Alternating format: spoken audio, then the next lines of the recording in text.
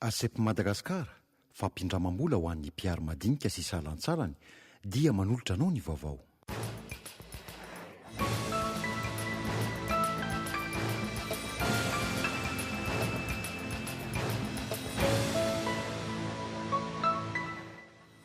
Miantona tanteraka ny fifampidiniana eo amin'ireo mpanolotsaina ny filoha Erajonaromampianina sy avy amin'ny Mapara tao ireny fizirizirian'ireo farany hanolotra hatrany ny Aja Resampa na dia efa nisy azy ny anarana efatra izay efa natolotra safidiny ity vondrony ity. Mitoy ny fikasana amoaka biby antsokosoko mivoaka ny Madagasikara na tratrarana sokatra miisa 720 indray teny amin'ny seranam-piaramanidina Ivato androany. Teratany malagasy no tompon'ireo entana ireo ary saika naondrana tany Tanzania izany. Nahitana fihenana 700 km tora-dro ny velaran-tany Madagasikara hatramin'ny taona 750. Koa andrika ny sisitany no antony mahatonga izany. Ny faritany Mahajanga sy ny faritra Morondava no tena ahitana io fihenana io. Irony karazana mozaika miendrika sarina fo ary manana velarana 770 faingo 70 metatra tora-dro indray no zava-bita miavaka entina aminao anio atao anatin'ny fampahalalam-baovao natokana ho an'ny Guinness 420. Natao tamin'ireo karazana legioma isan-karazany izany: laisoa, aubergine, chou-fleur, courgette, karoty, concombre, tongolo gasy, poivron mena ary sakay mena. Ny antsiprin'izay avy hatrany.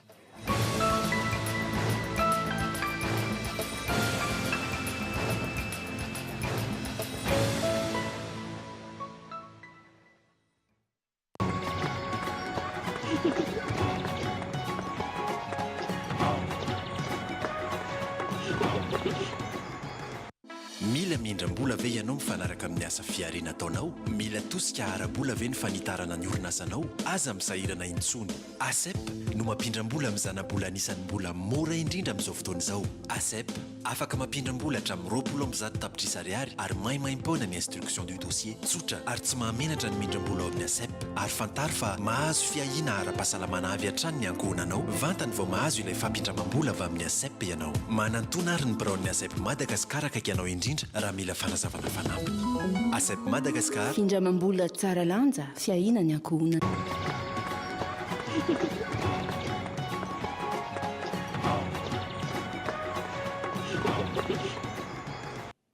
Miarapa tomboky lasy tomboky vavy tonga soto anatin'ny fampahalalam-baovao eto amin'ny fahitalavitra KOLO TV amin'izao hariva izao ampanajana ary no anasananao anaraka izany hatramin'ny farany. Lieutenant mpanamory iray sy mpianatra manamboninaitra iray nivoaka avy tao amin'ny andiany manokana fa 730 any Antsirabe no maty tradrano vokatry ny lozam-piaramanidina iray tany arivon'ny mama androany atoandro tamin'ny 1.20 sy sasany tany amin'ny 5 kilometatra mialan'ny Batakana ny baza aéronavale taktika tao amin'ny fokotany Ambomahavony ny anjeran'ny fiaramanidina madinika ULM nentin'izy ireo mitondra ny fanazavana ao amin'ny Antsoatarbiao ny tompon'andraikitra iray avy any an-toerana. Tokony tamin'ny 2 sasany tany hoany zany dia nisy moa ilay fiarahana miasa zany karazana manœuvre combiné moa amin'ny teny baiko dia arahany zareo aty amin'ny tany zany sineria nabakabaka. Dia misy mpanamory zany manamboninahitra rola avy amin'io Bataka io zany ety ambony no tapoka teo zany no nidoboka ilay avion. Simba tanteraka mihitsy le fiaramanidina ULM nandritra n'io fanazara-tena io. Dia ny antony mazava moa zany nampidoboka an'io avion mbola tsy fantatra satria mbola ao anatin'ny famotorana. Izay mbola miankina amin'ny fanadihadiana ara-teknika zany zareo teknisianina izay manana fahalalana bebe kokoa satria nisy moa ny karazana réquisition zany au niveau gendarmerie. Izaho izay miresaka aminao zany dia lehibe ny volovokilevany gendarmerie ao Miarinarivo. Ka ny lafiny ara-teknika zany iny mba miankina amin'ny zareo fanazavana izay entin'ny zareo manoloana an'izay. Fa ny zavatra tsapa fotsiny dia ny olona tao anatin'ny fiaramanidina ihany no niara-monja fa tsisy zany voina hafa taty amin'ilay ivelany mazava ho azy moa zany fa ivelan'ny tanàna ihany koa lavitry ny tanàna no nidoboan'io avion io. Araka ny narahinao tao anatin'ireo lohatenim-baovao sokatra miisa 720 saika aondrana antsokosoka any ivelany indray no tratra teny amin'ny serana mpiara-manidiny Ivato androany tamin'ny 12 sy sasany. Tao anaty valizy iray lehibe no nahitana zana-tsokatra 920, sokatra madinika 520 ary sokatra tanora 920 no nahatratrarana izany. Sidina makanina Eropi no nahatratrarana azy ity. Fantatra fa any Tanzania kosa no saika hitondrana ireo biby ireo. Fantatra raha ny fanadidina natao fa isan'ireo tambazotra tamin'ilay Rosiana tratra ny herinandro farany teo ihany koa i Rasoaneve Dominique 520 taona ary teratany malagasy nahatratrarana ireto sokatra maro ireto. Mihevitra hoe talatakirobaka ireo mpanao afera vao tamin'ny talata heriny androany no tratra ilay Rosiana voalaza teo. Sokatra miisa 50 sy zanaka biby lava amampolo no tao anaty sakosy tamin'izany dia izao nahatratrarana sady an'ity lehilahy ity izao indray izy fepetra ho raisina raha nambara ny tompon'andraikitra. Tena koa zany fa bagazy hors-norme zany hoe tsy manaraka ny fepetra ny tokony andehanan'ny bagazy ara-dalàna satria ny voafetra zany dia eo amin'ny 30 kg. Ny volona saika andehanana moa zany dia KQ 757. Zay moa zany ny formation azonay eto ampelantanana. Misy avertissement moa zany raisinay mesure raisinay mikasika an'ireo mpanao trafika marihana fa misy réseau tokoa ny resaka trafika satria hitantsika tamin'ny herinandro fa nisy sokatra tratra tamina Rusiana. Izao indray koa zany mbola misy tentative handefasana sokatra andeha ho antsokosoko ho any ivelany. Rehefa vita amin'ny fanadiadiana ny polisy ny douane ary ny eaux et forêt izay miandraikitra ny fanadiadiana dia averina amin'ny eaux et forêt satria zareo zany tompon'andraikitra sy manam-pahefana mikasika an'izay. Efa day kosa no nidoboka ao amin'ny fonjana Tsirabe ny faran'ny herinandro teo Tratram-Bodiomby teo makina trano tany amin'ny faritra Tsinanan'ny Vohitra sy Amboron'Omby izy ireo. Mbola tanora tokoa izy reto satria dia vao 5 taona monja ny zandriny indrindra ary 7 taona ny zokiny indrindra. Manodidina ny 10 ny trano ifanovakiana izy ireo. Manararaotra ny tsify sy ny olona ao an-trano izy ireo ary amin'ny atoandro-pianahary no anaovana izany asa ratsy izany. Mitondra fanazavana ny komisera Ranevson Alexandre tompon'andraikitra ny serasera ny polisy nasionale. Izy evadaro zany dia tratra tamin'ny resaka famakiana trano. Izany hoe rehefa tsy misy olona ao amin'ilay trano amin'ny andro atoandro dia amin'iny no ararotin'ny zareo vakiana ilay trano. Dia ny zavatra alainy kojakojan-dakozia dia resaka momba ny hoe telefona, lecteur sy ny sisa ireny. Ny fitaovana tratany aminy moa zany dia fitaovana famakiana trano toy ny baraminina sy ny sisa. Ary Tratram-Bodiomby teo amin'ny famakiana trano anankiray zareo. Ivadika eo amin'ny pejy politika kosa indray isika miantona tanteraka ny fifampitiniana eo amin'ireo mpanolontsaina ny filoha era-jaonary mampianina sy ny avy amin'ny mapara taorian'ny fizirizirian'ireo farany an'olotra hatrany any Hajaresampana dia efa nisy aza ny anarana efatra izay efa natolotra ho safidiana ity vondrona ity. Mikatso aloha izany ny mety ho fanendrena ny filoha rahateo izay mbola manomana andiany ao na amin'ireo mpamatsy vola ny ivelany Tora Kotondravona. Tsy misy milaza ao amin'ny lalam-panorenana fa tsy maintsy manaiky an'izay anarana tolotry ny vondrona maro anisa ny filoham-pirenena. Na voalaza aza fa ny vondrona maro anisa no manolotra anarana, voalaza mazava ihany koa tamin'ny fanazavana nentin'ny HCC farany teo fa mila fifampitiniana izany hoe tsy maintsy ifampiresana ny anarana ho tendrena ho Praiministra. Mazava izany fa manoloana ny anarana efatra izay ny fampiresahana tamin'ny filoham-pirenena dia isan'ny vato misakana lehibe ny fizirizirian'ny mapara amin'ny anarana tokana hatreto. Raha nandeha ny resaka fa ny faran'ny herinandro ity no amoahana amin'ny fomba ofisialy ny anaran'izay ho Praiministra voalohany ny Repoblika fahaefatra dia azo antoka izao fa ho sarosarotra ihany izany. Ankilany dia miantona tanteraka ny fifampiresahana sy fifampitiniana noho ny tsy fisian'ny marimaritra iraisana eo amin'ny mapara sy ireo mpanolontsaina ny filoha. Raha ny fantatra dia efa nisy anefa ny dinga izay natao ka namoahana ireo anarana efatra ireo saingy no laviny ireto farany izany ka nampiantso tanteraka ny famoahana ny anaran'izay ho Praiministra. Manolora ity fiatoan'ny fampiresahana amin'ny fanendrena Praiministra ity anefa dia mbola maro ireo mpanaradia no tsy mahalala firy izany. Za aloha tsy na za zao tsy maheno zay hoe misy fifampiresahana tapaka zany, mbola tsy henoko zany. Sady zay hoe tsy andraikitrinay zany. ny itsarana hoe anome hevitra momba n'izany fa ny andraikitrinay zao a dia ny miangavy ny tompona andraikitra voalohany amin'ny fanendrena mba hanendry azy satria ohatra nefa mikatso ny raha-pirenena. Kilana nefa dia milaza ireo mpanao politika fa tokony hisy ny fiainony ny mampara ny filoha izay notohanan'izy ireo ka hamela azy isafidy malalaka.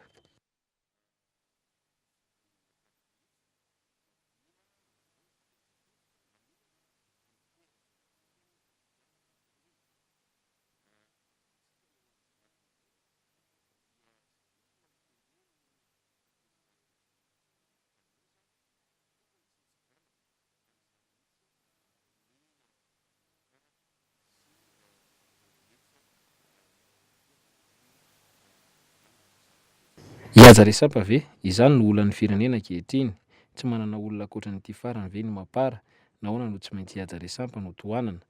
Mazava ny kajy politika misy fomba na asa na fanao tsy maintsy hitohizana eto amin'ny firenena ka iaja resampa ihany no olombelona tokony ho prime ministra azo antoka fa havita izany.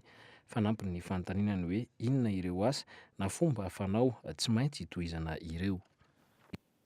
Eo amin'izay pejy politika izay hatrany ao amin'ny sekretera jeneraly ny firenena mikambana ve ny filoha Rajaonarimampianina tsy mbola fantatra mazava aloha ny tena votoatin'ny fandaharam-potoana ny hatreto maro kosa no andrandraina raha vao amin'ny resaka hoe Etazonia isan'izany ny AGOA sy ny orinasa hafakaba.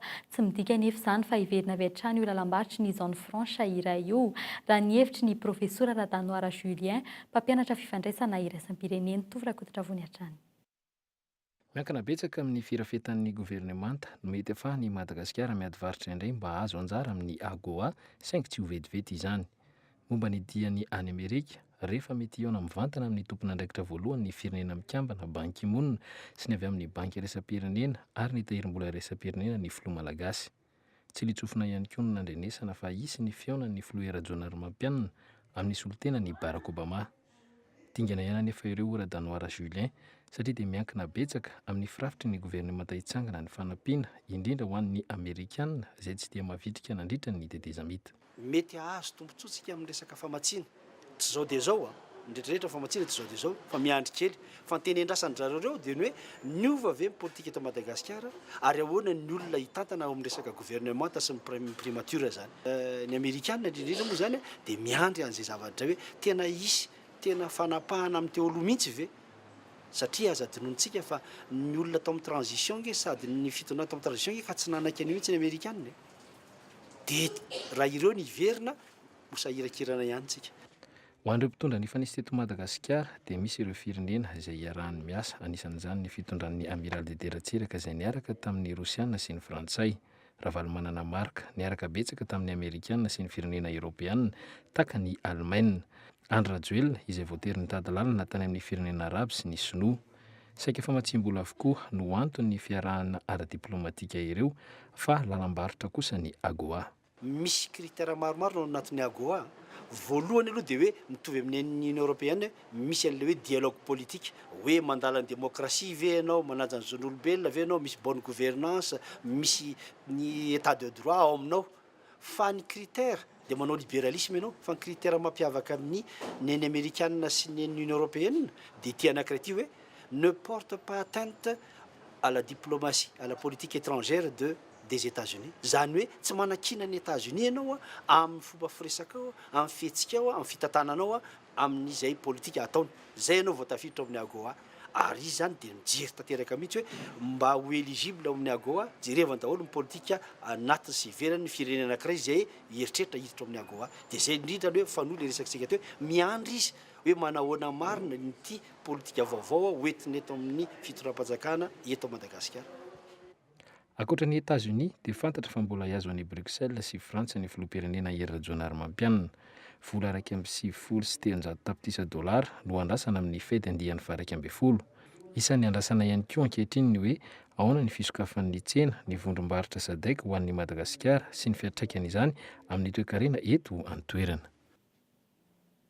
raha toa ka mbola miandry fotoana maro ny famalian'ny fitsarana avy momba ny lalam-panorenana ny fitarainana izay napetraky ny PMP na nivondrona manoana ny filoham-pirenena eny anivon'ny filakevim-panjakana fantatra androany fa nanatitra izay fitarenana izay indray izy ireo teny amin'ny fitsarana avy momba ny lalam-panorenana ny HCC raha tsy ivina no ny tsy sy ny lalàna fitsipika anatiny no anton'ny fitarainana nataon'izy ireo teny anivon'ny filakevim-panjakana ary toy izany ihany koa ny votoatin'ny fitarainana eny anivon'ny fitsarana avy momba ny lalam-panorenana. Eo amin'ny pejin'ny fizahantany kosa indray vinavinaina ho tafakatra hatrany amin'ny 20 isan-jato ny tany fahafenoan'ireo trano fandraisam-bahiny tao Antananarivo manomboka amin'ny volana jona ho avy izao vanim-potoana izay fahatongavan'ireo mpizahatany vahiny eto amintsika efa manomboka tsikelikely ny fampandria-toerana ataon'ireo mpizahatany ireo teratany Amerikanina, Australiana ary Anglisy no andrasana amin'izany. Fahiny tonga mitahiraka eto Madagasikara kosa ny ankamaroan'ireo teratany Eoropeana mandalo eto Antananarivo fa tsy mpizahatany raha nambara ny tompon'andraikitra iray eo amin'ny toeram-pandraisam-bahiny eto Andrenivohitra Sitraka Ravoniarison. Teo amin'ny 20 isan-jato teo ny tany fahafenoan'ireo trano fandraisam-bahiny eto Antananarivo tamin'ny volana Jolay 2020. Efa tafiditra tao anatin'ny vanim-potoana fahatongavan'ireo mpizahatany anefa izany volana izany.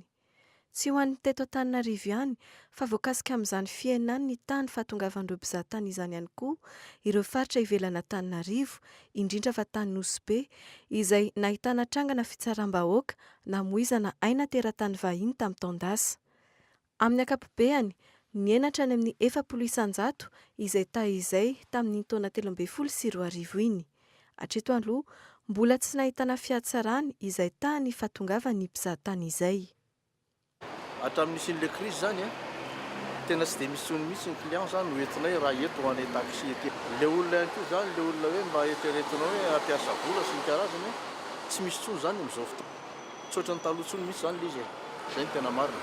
Na eo aza nefa izany rehetra izany miezaka mametraka paikady ireo trano fandraisam-bahiny isariana ireo mpizahatany.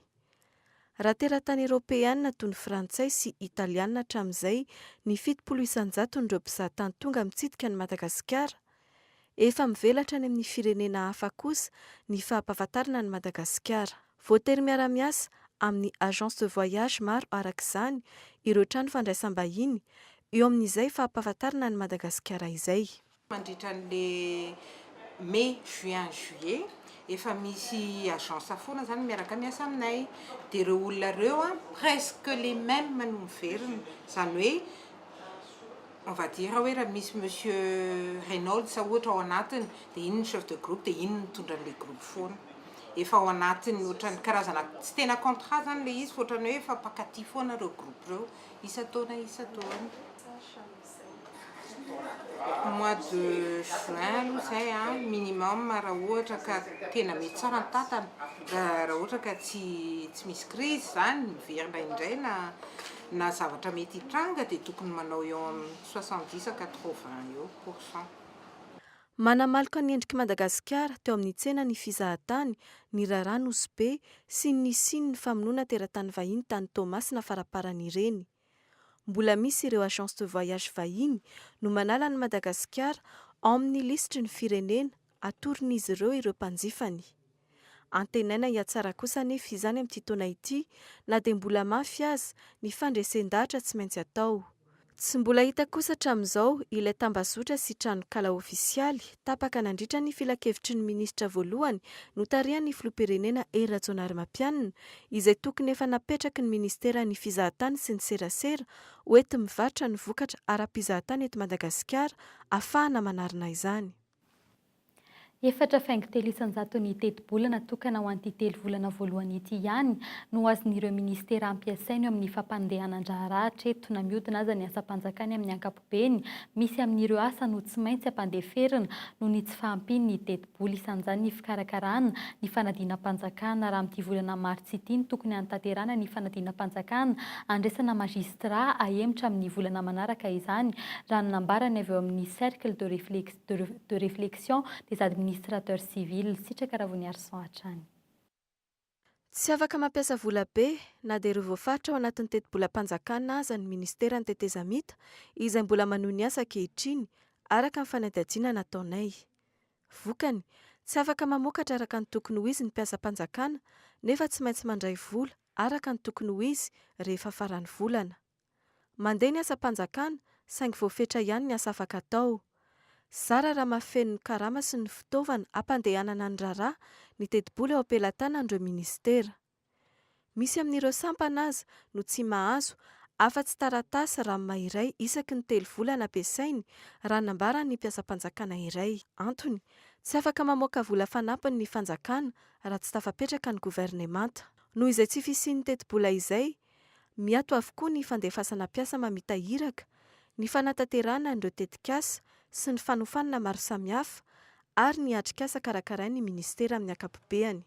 Raha ny zava-misy raha mahatsapinareo nisy fotoana nanaovana fanambarana fa ny 4,3% ny crédit isaky ny ministera no azo angazena. Iny zany dia misy fiatraikany aty amin'ny fanatanterahana ny raharaham-panjakana amin'ny akapobeny. Hany ka lasa manao ny affaire courante zany ny isaky ny ministera sy ny mpiasa-panjakana tsirairay amin'izao fotoana izao. Noho ny tsy fampian'ny teti-bola, ahemotra amin'ny fotoana manaraka ny fikarakarana ny fanadinana andraisana magistrat sy greffier. Olana iray ihany koa, minisitra mpisolo toerana avokoa no manatanteraka ny fiodinan-draharaha amin'ny ministera valo ankehitriny, ary ministera tsy afaka mifampiraharaha mitady famaditsim-bola hafa ny 2020 ambiny. Isan'ny voakasika amin'izany izao ohatra ny ministera ny asa-panjakana, ny ministera ny postra, ny ministera ny tontolo iainana. Misy fiatraikany eo amin'ny asa atao izany, tsy mazava tsara ireo rafitra mifehy. Vokany, goragora ny fifehezana ireo mpiasa-panjakana noho ny tsy fisiany izay rafitra izay. Tsy misy manara-maso ny ora fidirana sy fivoahan'ireo mpiasa-panjakana. Ireo tale ihany manatanteraka ny fanara-maso ny ora fiasan'ireo mpiasa eo ambany fifehezana raha nambara ny mpiasa ny ministera iray. Ity tranga ity izay ilazana fa amehana ary tena maika ny fanendrena ny praiminisitra. Fa ho fanetsehana indray ny toe-karena malagasy sosikevitra fohiezaka miisa 20 no naroso ny sehatra tsy miankina androany no marin'izy ireo tamin'izany ny fahavonona ny ara-iasa amin'ny fanjakana mba hisian'ny fanjakana tsara tantana manantanteraka ireo fanamby napetrany tamin'ny alalan'ireo fifanarahana maro samihafa ary indrindra ny ady amin'ny kolokolo nambaran'izy ireo tamin'izany ihany koa mahazava-dehibe ny fiara-miasa na ara-teknika na ara-bola indrindra noho ny zava-misy mahakasika ny teti-bola-panjakana sy ny fahasimbany ireo fototra ny fametrahana ny lalana amin'ny feny teti-bola-panjakana sy nafantsiana izay tokony araha-mamolavola amin'ny sehatra tsy miankina no ahafahana mantanteraka izany. Anisany ao anatin'ireo sosikevitra ireo ny fanalalana tsikelikely ny vidin'ny solika, ny fanatsarana ny fitantanana ireo arena akibon'ny tany ary ny fampiarana ireo lalàna mahakasika ny famatsim-bola. Fa hivadika pejy afa-kosa indray isika nahitana fienana 700 kilometatra tora-drony velaran-tanin'i Madagasikara hatramin'ny taona 1700 ko ny rika ny sisy tany no antony mahatonga izay. Ny faritany Mahajanga sy ny faritry Morondava no tena ahitana io fienana io any amin'ireo faritra ireo tato anatin'ny 420 taona niditra ny amin'ny 470 metatra ny kikin'ny morontsiraky ny ranomasina amin'ny ankapobeny. Nanamarina ny teo anivon'ny foibe tahotsaryn'i Madagasikara androany fa tena hita maso io fienany ny velaran-tanin'i Madagasikara io. Nandriana Rajanson. Tsy afa-bela amin'ny fiakatry ny ranomasina i Madagasikara. Mena ny velaran-tany, vokatr' izany efa misy apahany miova ny endriky ny saritanin'i Madagasikara ankehitriny. Raha ho an'ny Morondava manokana, mahatratra 2,4 metatra isan-taona ny fikisahan'ny ranomasina amin'ny tany teo anelanelan'ny taona 80 hatramin'ny 2020. Niakatra ho 2,70 metatra isan-taona izany hatramin'ny taona 2012.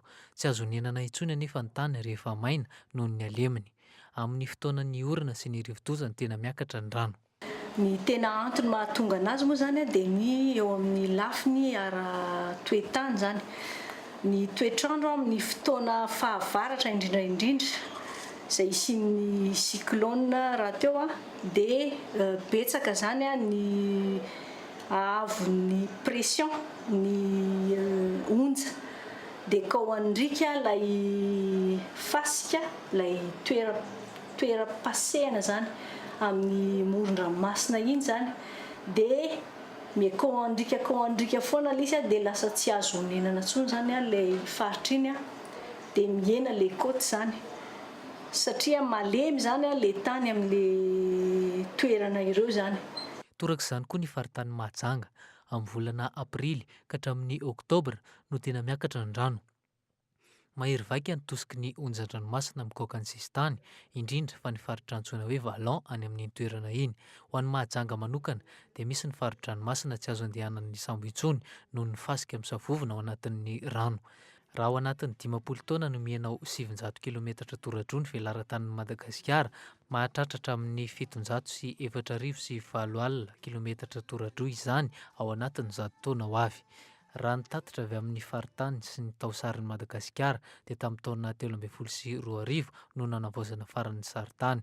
Izany no nalalàna fa nienao 2,407,5 kilometatra toradroa ny velaran-tanin'ny nosy amin'izao fotoana izao, raha toa ka 2,705 kilometatra toradroa izany tamin'ny taona 1700 taona izay nanomboana nanaovana ny saritany. Azo atao tsara nefa ny miaro ny sistany raha ny fanazavana hatrany. Azo atao tsara ny manao ny mur de soutènement izay toyn'ireny any ampitan-dranomasina ireny zany, dia lasa toerana azo hitsangatsanganana tsara ilay moron-dranomasina rehefa avy eo na dia andaniana vola be ary zany ny fanatanterahana izay. Azo atao tsara koa ny mamboly zanakazo, mamboly hazo zany amin'ny toerana iny ohatra hoe ny mangrove, ary efa misy koa karazana hazo azo atao zany ambolena amin'ny iarovana an'io le toera-pasika io zany. Tsy misy matsiaro andray andraikitra amin'izany tranga izany na ny fitondram-panjakana na ny orinasa lehibe tsy miankina. Ny mpianatra hanao tohan-kevitra sy hivoaka amin'ny fianarana ambony no matetika manao tetikasa hanamboarana ny sistany. Mijanona ho hevitra izany noho ny tsy fisiam-bola ento manatanteraka. Singa iray ahafahana manatsara ny toe-karena amin'ny alalan'ny fanovana ireny toerana ireny ho lasa toerana isarihana mpizahatany ny fanamboarana ny sistany eto Madagasikara. Fanadihadiana manokana kosa anonizantsika ny fampahalalam-baovao amin'ity hariva ity. Androany no andro iraisam-pirenena ho an'ny plomberie. Ity asa ity izay tsy mbola misy sekoly ahafahana mianatra azy eto Madagasikara. Arak'izany saika ireo mpiasa avy amin'ny jirama efa misotro ronono na ireo olon-tsotra any am-pianantena no betsaka eto amintsika. Ilaina amin'ny andavanandron'ny olona izy ireny, indrindra ho an'ny any an-tokantrano. Nandriana Rajansona hatrany no mitatitra aminao ny mahakasika izay fanadihadiana izay. Andalam-panamboarana sy fikarakarana ny lalan-drano nampanaovan'ny olona azy ity lehilahy ity no tratranay. Tsy matosika ny rano tokony hiakatra any ambony rihana ka izay no niantsoana azy rano fanazavany. Tsy mitazona ty robinet ty. Soloty zany le teo solotsika. Fa ito tsy mitazona. Dia tsy hitanao zao izy zao fa ny pression rano koa tonga dia ady kely izy. Izy zany io ihany dia efa manana avantage ianao. Raha PVC zao nataonao ohatran'izao izy tsy mety raha tsy any dia mampiasa lakôly ianao zany, jiro fixe ohatran'izany no ampiasainao. Ilaina fahavononana ny asan'ny plombier. Tsy mitsahatry ny manamarina izay asa vitany izy, tsy hanala-barakantena amin'ny olona manaraka rama azy. Ireny ihany rahateo no tsy maintsy hiantso azy indray rehefa misy ny fahasimbana. Tsy maintsy azonina ny client ary resaka miampita amin'ny samy patron no dokam-barotra miantoka ny fahombiazan'ny plombier iray. Ity rangahy ity izay mpiasa misotro ronono avy amin'ny orinasa jirama. Nanana traikefa betsaka izy taorian'ny asany ka izay no nifidianan'ny asa plombier. Ary vao feno izao ka tsy mitazona ty robinet flotteur ty mety tsy tazona ty robinet flotteur ty. Dia io nefa niditsika le robinet derrière dia le clapet zany efa kotony tsy miasa intsony le clapet le anty-retour io dia raha tsy mitazona ty flotteur ty dia ty robinet ty indray midina ty nidiny ty satria tsy hitazona ty dia midéborde ty zany raha vao ny rano ny jirama tonga ihany dia ty nefa tsy mitazona ty robinet flotteur ty. Asa tsy azo tsintsoniavina na ambany maniana ny asan'ny plombier araka izany raha ny fanazavany. Miankina tanteraka amin'ny fahaiza-manao anatin'izy ireny no mampandena tsy mampandeha ny rano sy ny manodidina ny rano ao an-tokantrano. Plombier tsisy nianarana, tsisy fampianarana plombier fa théorie no ampianarina zany dia ao anatin'ilay théorie rehefa manao pratika nefany dia tsy mazana diso daholo ny zavatra atao rehefa manao pratika. Misy ny fitaovana tsy maintsy mby ao an-tsain'izy ireny rehefa hanomboka hiasa izy. Ankoatra ny singa ilaina amin'ny fanamboarana ohatra, dia io ihany koa ny fitaovana tsy afa-misaraka amin'ny tena. Ny fiverimberenina matetika ao amin'ny tokantrano iray no ilazana fa tsy manana traikefa ny plombier iray. Mahavelona ny asa plombier ato an-drenivohitra, manomboka amin'ny 7 alina hatramin'ny 2 hetsy ny karama miankina amin'ny fitaovana simba na amboarina ao an-tokantrano. Manana ny andikany ny plombier ny teknisianina iray avy amin'ny orinasa Jirama. Mahafantatra tsara izy a ny atao hoe rano na tosikin'ny rano, pression na débit, zany hoe ny quantité-na rano anaty tuyau anankiray. Zany hoe ny tena maritana azy amin'ny ankapobeny zany mahay mahafantatra tsara ny mikasika ny resaka fantson-drano, amatsiana rano ao tokantrano le olona. Na dia tsy misongadina firy amin'ny asa eny anivon'ny fiarahamonina aza ny asan'ny plombier dia tsy azo lavina fa ilaina amin'ny andavanandrom-piainana izy ireny. Mila fantarina tsara ihany koa anefa ny plombier sy ny mety ho mpisandoka ka mivadika ho mpangalatra rehefa tafiditra ao an-trano. Ny fisandohana ny asan'izy ireo izay efa mateti-pitranga ihany koa eto an-drenivohitra. Pejy sosialy kosa indray mandany rano raika hatramin'ny 3 metatra toratelo isam-bolana ny olona tsirairay amin'ny ankapobeny tafiditra amin'izany ny rano sotroina, ny rano idiovana sy ny rano anadiovana. Ampy ny rano madio na ny eau courant teto Madagasikara fa ny rano fisotro madio na ny eau potable no tsy ampy. Raha nambaran'ireo mpikaroka momba ny rano tamin'ny fanokafana ny colloque sur l'eau androany teny Akatso ny fotodrafitrasa. Azoana rano fisotro madio no tsy ampy raha nambaran'izy ireo Zora Kotindrina no mitatra ny mahakasika izay fanadihadiana izay. Mijaly amin'ny resaka rano ny any amin'ny faritra Atsimo. Faritra 7 eto Madagasikara no tsy mbola iasan'ny tetikasa FAA na ny Fonds d'appui pour l'assainissement ka isan'izany ny faritra Androy, Anosy ary Orombe. Teto-bola hatramin'ny $10 no mbola ilain'ity fandaharana asa iraisam-pirenena amin'ny rano ity mba hametrahana fotodrafitrasa ahazoany tsirairay rano fisotro madio amin'ireo faritra ireo. Tetikasa azo tanterahana nefa tsy mbola nisy nantanteraka hatreto ny fanamboarana tohi-drano lehibe any amin'ny faritra Atsimo iny mba ahazoana mitahiry ny rano saingy ny famatsiam-bola no mbola olana. No resahantsika hatrany hatrany ny fahasahiranana any amin'ny faritra Atsimo, marina tokoa zany.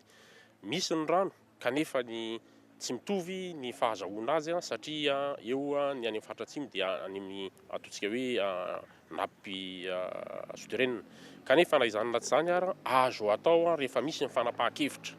Kanefa na izany na tsy izany ara dia fanapahan-kevitra lehibe tokony ho raisin'ny fanjakana ny momba ny hoe hanomezana malalaka sy haingana rano fisotro madio amin'ny alalan'izany hevitra grand barrage zany. Nisy ny zavatra bonne expérience hita tany amin'ny toeran-kafa, nahoana moa no tsy tokony vita raha tokony hoe hiditra amin'izany tsika.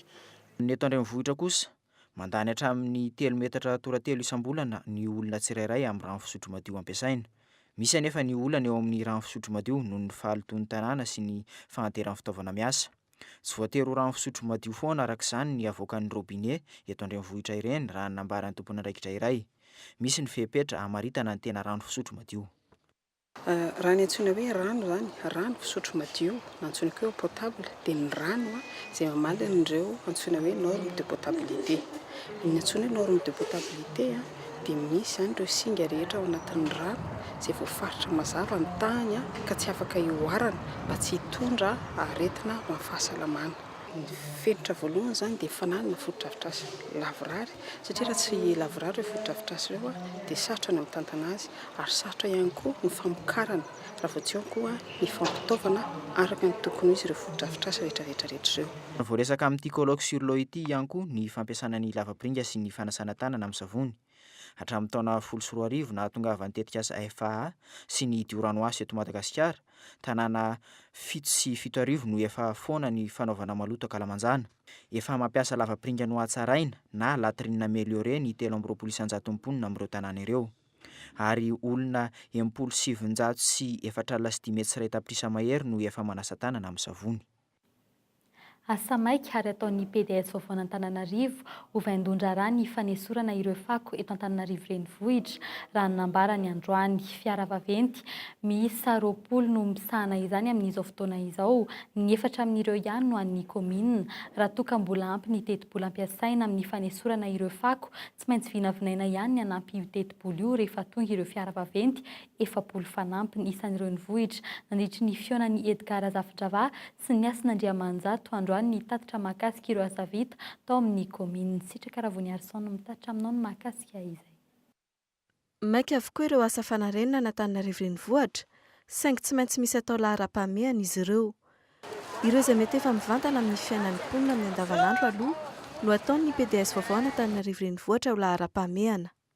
Ny audit angamba zany zavatra fomba fitantanan-draharaha foana ange zany fa ny laharam-pahamehana ny fandaminana atao anatiny zany tsy maintsy atao zany fa laharam-pahamehana amin'ny vahoaka mamaky atsika ny fanalana ny fako ao anatin'ny fotoana fohy zay ny laharam-pahamehana aloha zao satria mba tsy iainao anatin'ny aretina sy ny fahamaimbona ny tanànatsika dia avy eo mandeha amin'izay ny firesahana satria iresaka amin'ireo mpikarakara-tsena ny tenako. Eo amin'izay fanesorana ny fako izay, vola mitetina 3 hetsy sy 4 tapitrisa ariary isan'andro eo no lany amin'ny fividianana gazoaly. Mbola ampy aloha hatreto ny teti-bola eo am-pelantanan'ny komina anesorana an'ireo fako mivangongo eny rehetra eny amin'izao. Vinavinaina andidina ny 7 tapitrisa ariary isan'andro kosa ny vidin'ny gazoaly raha toa ka iampy fiaravavety 400 no ampiasain'ny komina. Fa ankoatran'ireo fiaravavety ireo, fandaniana tsy maintsy hatrehana ihany koa ny solika lanin'ireo bulldozer mandroaka ny fako. Ankoatra ny fako, isan'ny hojeren'ny PDS vaovao akaiky ihany koa ny momba ny fanatsarana an'ireo lalana eto andrenivohitra sy ny lafin'ny fandriampahalemana raha nambarany androany taorian'ny fionany tamin'ny PDS teo aloha Edgar Zafindrava. Eo amin'ny lafin'ny kolontsaina sy ny famokarana sarimihetsika kosa indray, nivoaka androany ny malokila 420 gara sarimihetsika malagasy izay isan'ny be mpakafy indrindra eto amintsika. Tantarina fianakaviana sahirana ahitany ny andavanandrom-piaina ny tokantrano malagasy manoloana izany nefa sahiran-tsaina ireo mpikarakara no ny afitsika ireo piraty raha toka sarimihetsika 3 isan-taona no vita teo aloha ny henao iray izany tamin'ity taona ity tsy vaovan'ny olana na dia eo aza ny fisian'ny holograma.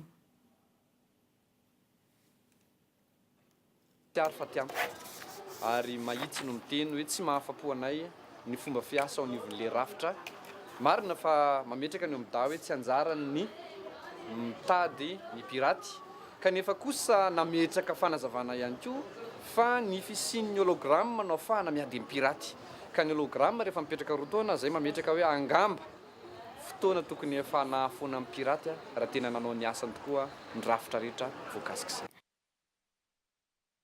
Miendrika fo ary manana velarana 770 faingo 2.30 metatra toradroa indray no zava-bita miavaka hoentina aminao any ato anatin'ny fampahalam-baovao natokana ho an'ny Guinness 420 natao tamin'ireo karazana legioma isan-karazany izany toy ny laisoa, ny aubergine, ny chou-fleur, courgette, karoty, concombre, tongolo gasy, poivron mena ary sakay mena. Ny filalaovana ireo loko mavo, maitso, mena ary mainty no nahazoana ity fogoavana ity izay vita amin'ny legioma maro avy hatrany ary ny nanamboarana ity zava-bita ity.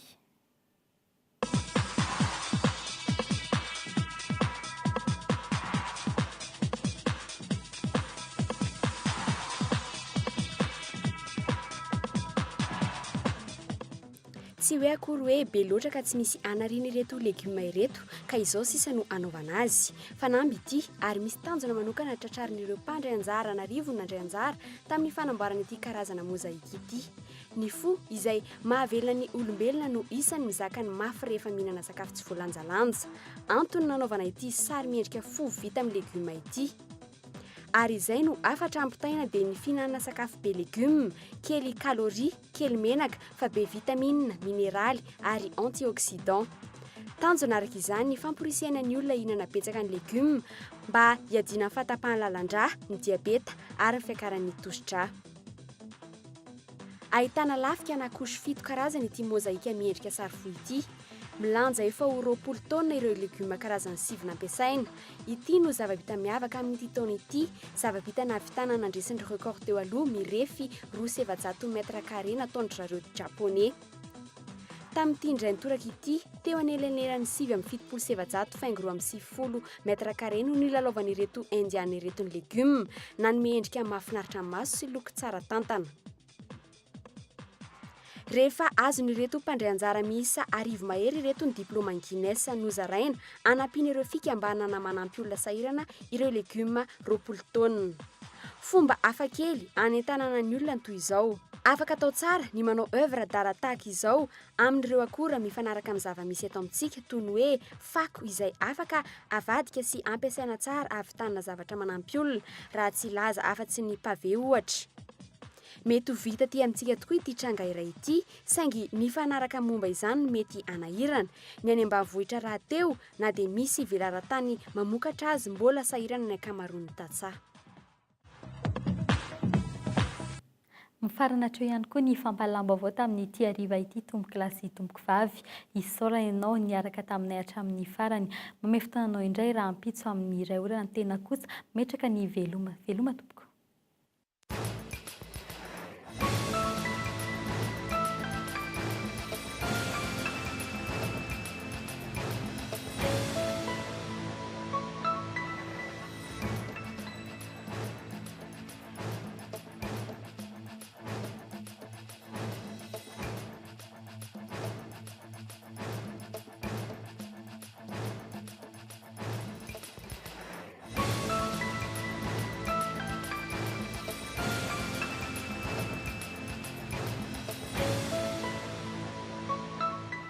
Asep Madagasikara fampindramam-bola ho an'ny mpiary madinika sy salansalany dia nanolotra anao ny vaovao.